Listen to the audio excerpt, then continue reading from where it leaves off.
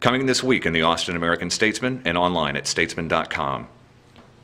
A joint analysis with KVUE News has found that the City of Austin has lost out on more than $850,000 in potential revenue from its red light camera program from violators who received tickets but failed to pay their fines.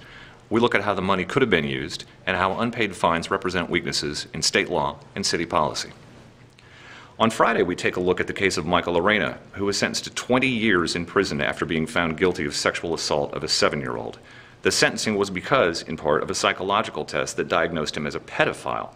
After 12 years in prison, evidence is surfacing that not only does the test have a 35% error rate, but it wasn't intended to diagnose pedophilia in the first place.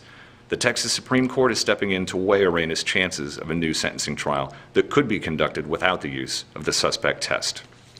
The week concludes with an in-depth look at Bastrop's ongoing recovery process after the most destructive wildfires in Texas history.